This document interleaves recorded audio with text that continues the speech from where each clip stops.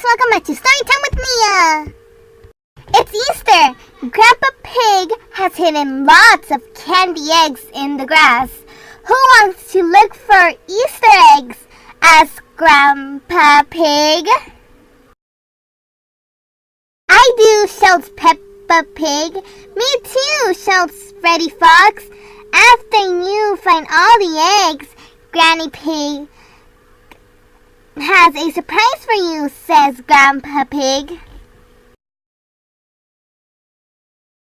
The children find candy eggs hidden all over the garden. This one smells yummy, says Peppa. She takes a big bite.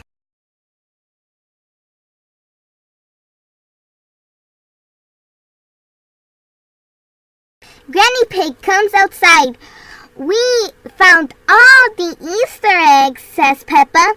I like the chocolate ones best, says Rebecca Rabbit.